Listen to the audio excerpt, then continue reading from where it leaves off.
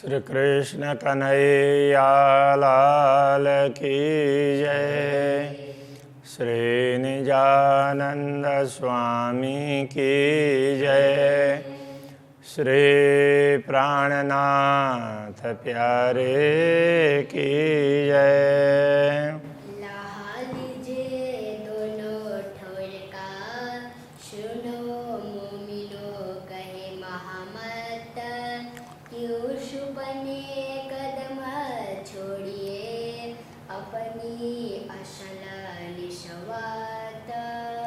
अपनी असल निशवत। 10वां प्रकरण, इसमें श्री राज्य के इजार की बात कही है। असल इजार एक पाच की, एक ही रस सबए। कहते हैं कि असल में जिस इजार की अभी बात करने जा रहे हैं, असल में ये 5 नाम के रत्न का है। हरित रत्न है, इसलिए एक ही रस सब है। ये एक ही प्रकार का लगता है, एक ही रंग का, किंतु कई बेलपात फूल बूटियाँ, उसमें विभिन्न प्रकार की लताएं हैं, पत्ते, फूल, बूटियाँ, रंग कहते कहो इनके, ये सब ऐसे भिन्न भिन्न रंग के चित्रित हैं। अब इनके कितने रंग की बात करें, इसलिए मूल में एक रंग होते हुए भी वो अलग अलग रंग दिखाई देते हैं। कहने का ये तात्पर्य है।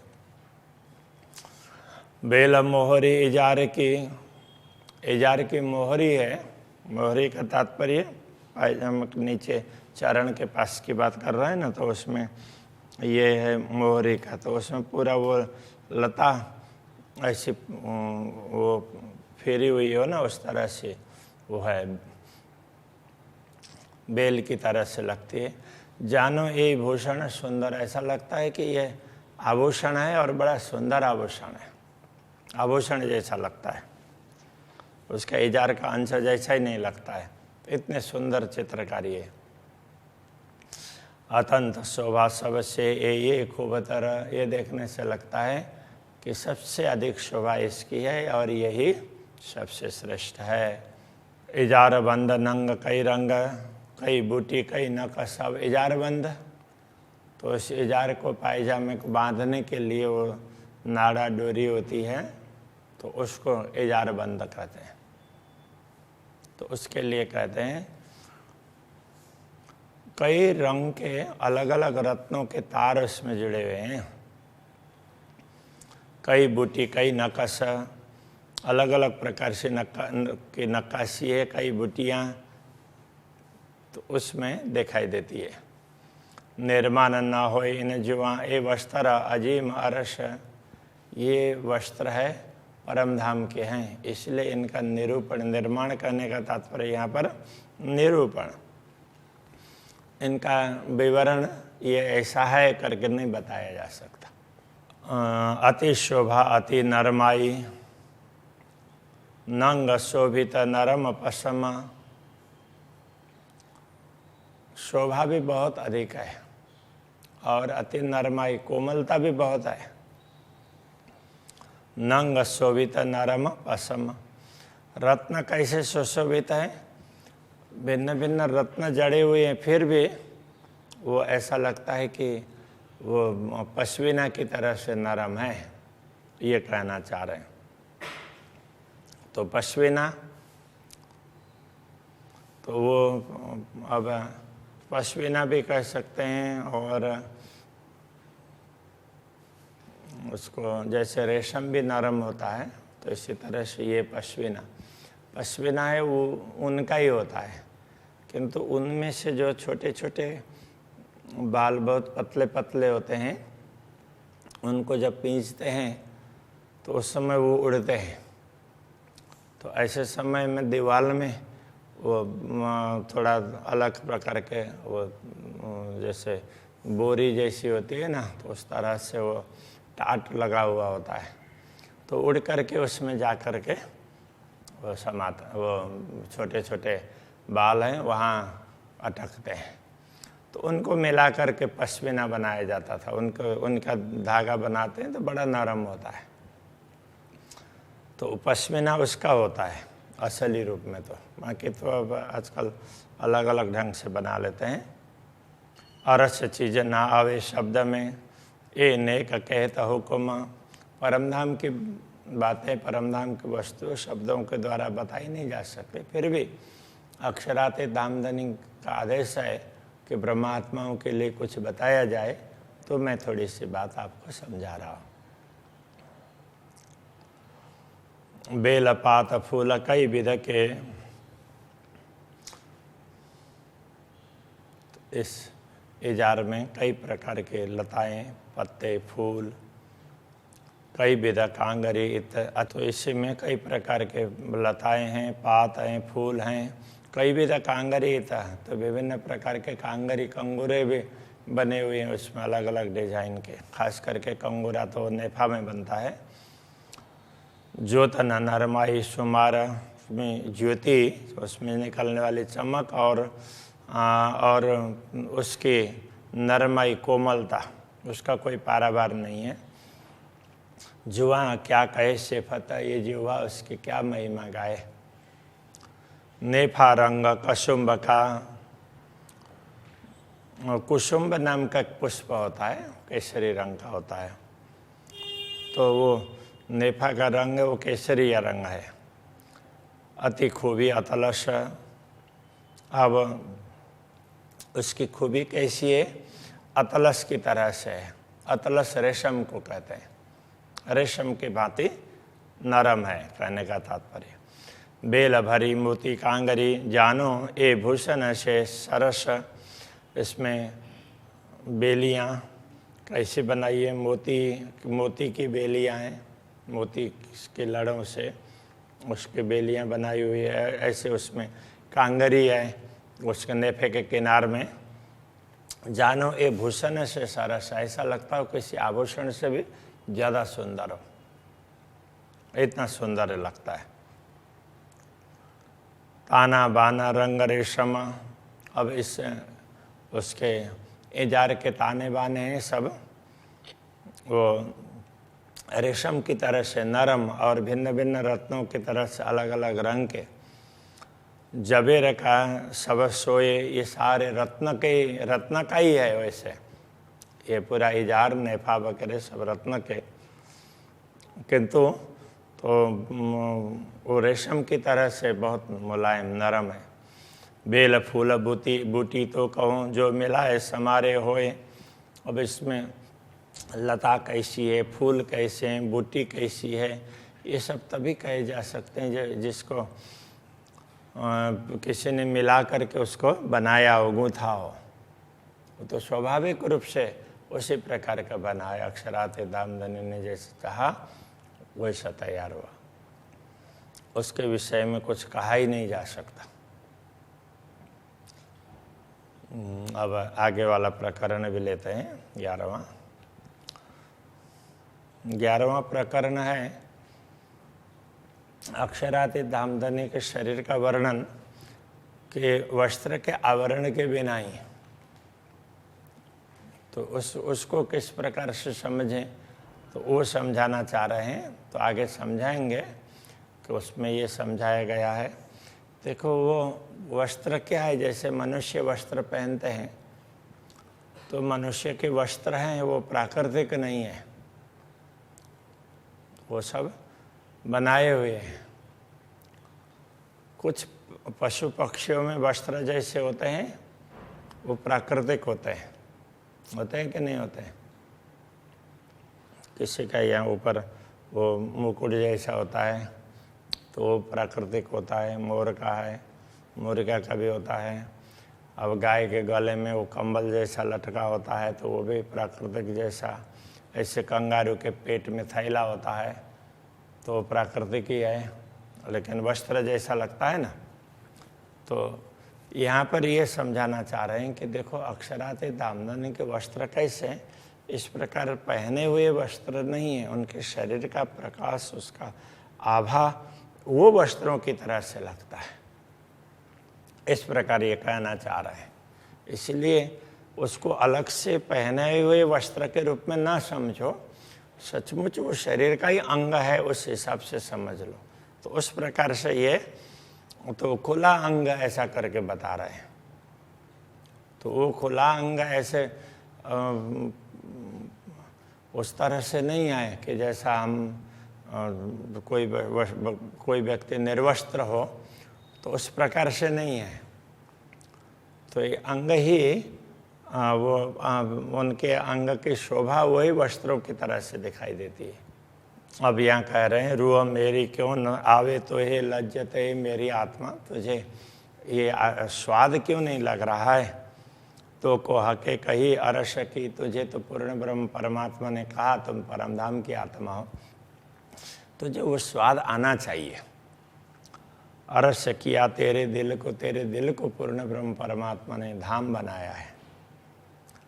तो ये ऐसी बड़ाई हके दई, पूर्ण ब्रह्म परमात्मा ने तुझे इतनी ज़्यादा क्षमता दी, जो कभी ते आई नहीं तो मैं हक का है हुक्म।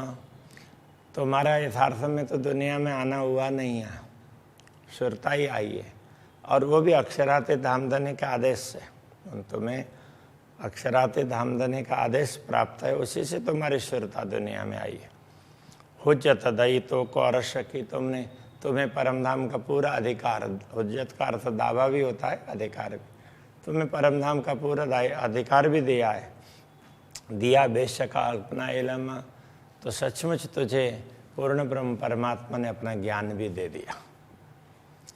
बिन जामे देखो अंग को, अब इसलिए मुझे ये लगता है कि ये सब कृपा पूर्ण ब्रह्म परमात्मा ने मुझ पर की है, तो मैं उनके अंगों का वर्णन करूं, उनको देखूं।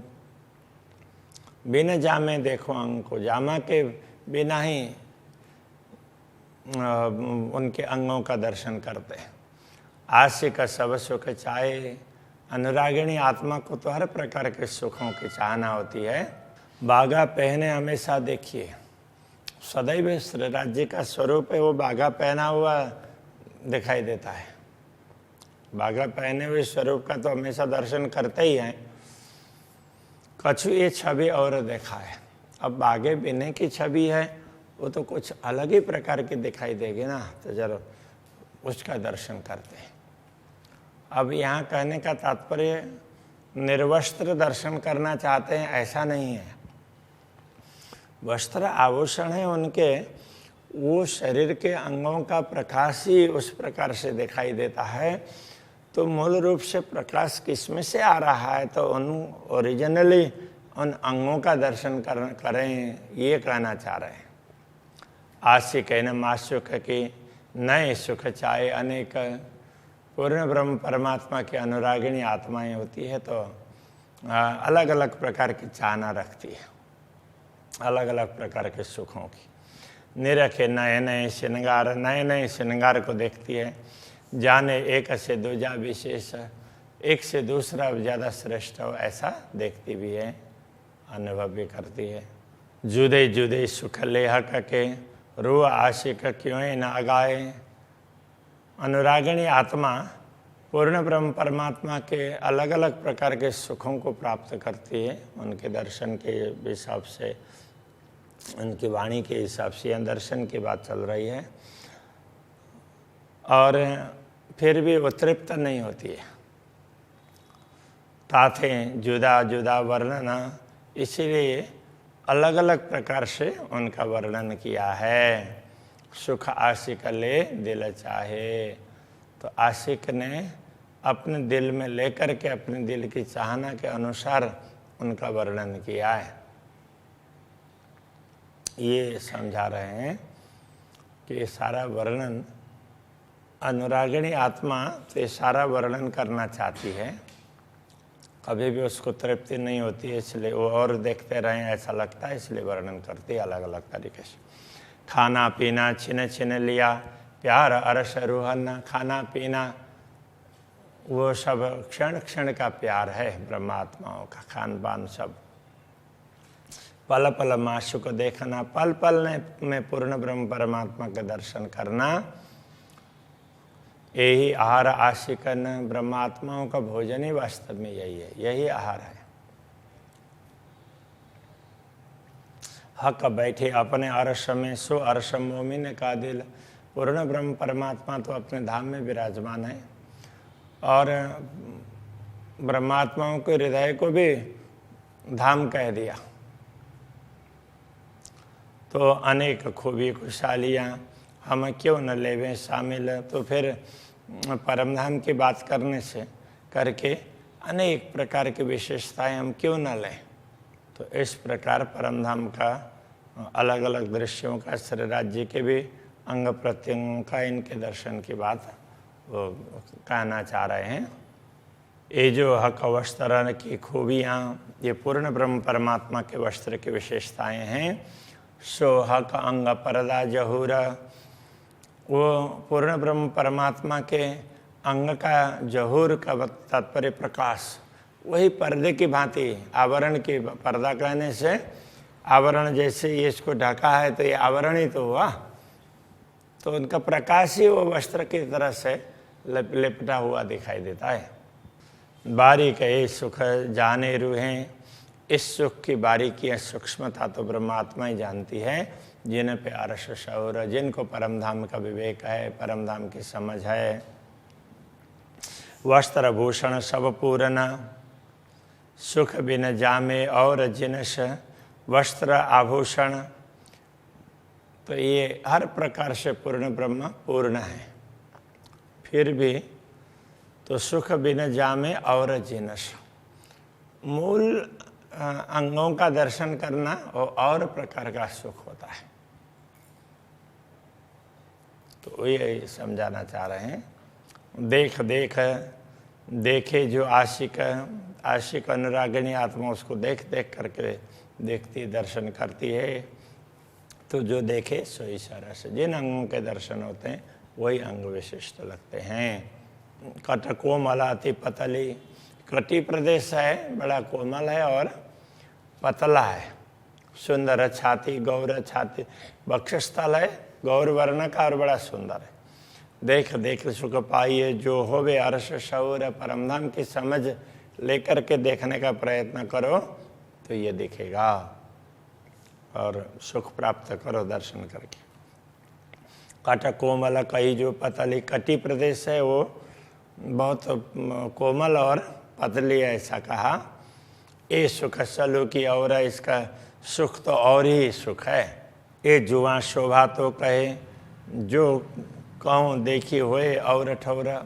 ये जिह्वा उसकी शोभा को तो तभी बता सकती है यदि ऐसे ही अंग कहीं उसने दूसरे स्थान पर देखे। अक्षरातीत के जैसे तो उनके ही हैं, इसलिए उपमा तो दे ही नहीं सकते।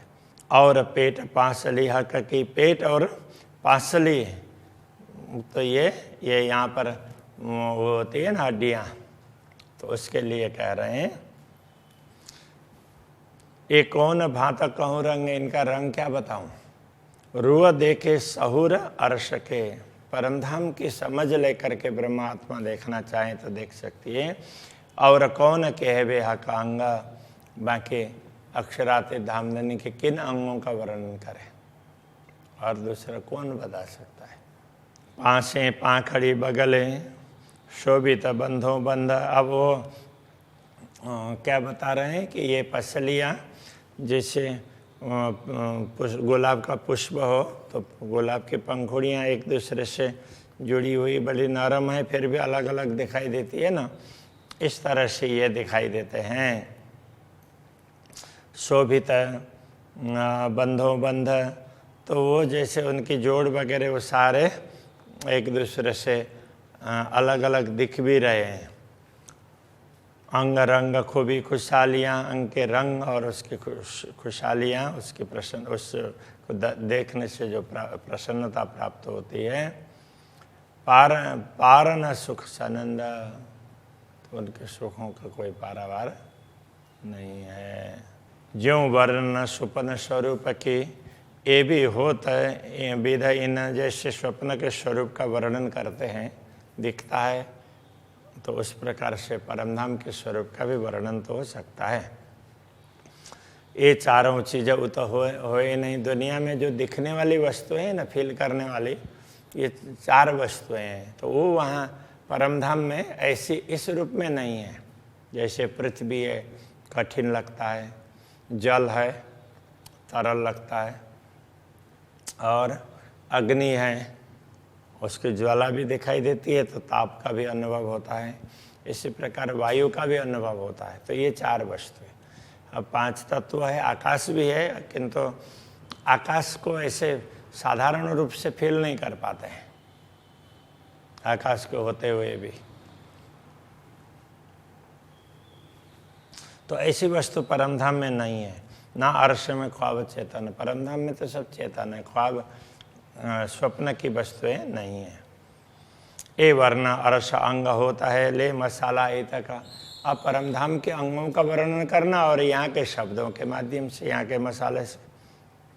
ताथे किन विदरुआ कहे जुआ पहुँचे न शब्द बका। इसलिए ये आत्मा किस प्रकार से वर्णन करे, क्योंकि नश्वर जगत के शब्द है वो अखंड तक पहुँच नहीं पाते हैं। जो अरवा होए अरश की, जो परमधाम की आत्मा होगी, सो कीजिए इल्म सहूरा, वो समझदारी से वो विचार करें। जो इल्म सहूर हक के दिया, जो ज्ञान और विवेक तुम्हें दिया है पूर्ण ब्रह्म परमात्मा ने, लीजो इनसे रूहें जहूरा, उनका प्रकाश लेकर के उससे समझने का प्रयत्न करो। हक को जेता रूह देखई सुध तेती ना बुध मना। तो पूर्ण ब्रह्म परमात्मा के स्वरूप को आत्मा जिस प्रकार से देखती है ना, वो समझ बुद्धि और मन को प्राप्त नहीं होगा। तो स्वप्न जुबा क्या कैसी, फिर वो स्वप्न की जुबा वो उस बात को बताना चाहे तो कितना बता पाएगी। जो देखा अनुभव किया तो बहुत है कर रहे हैं, किंतु तो उसमें ये स्वप्न की जिह्वा के द्वारा उसका वर्णन नहीं हो सकता। अंग हक बका वर्णन, तो अखंड पूर्ण ब्रह्म परमात्मा के दिव्य अंगों का वर्णन नहीं हो सकता। मन और बुद्धि भी तो अनुभव नहीं कर पाती है, तो शब्दों के द्वारा कैसे बताएं, ये कहना चाह रहे हैं। चलो आज यहीं रखते हैं। श्री कृष्ण कन्हैया लाल की।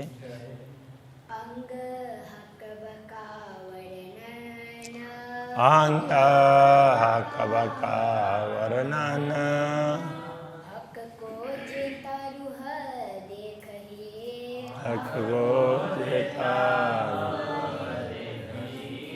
सुध तेती ना बुध मन, सुधा तेती ना बुध मन।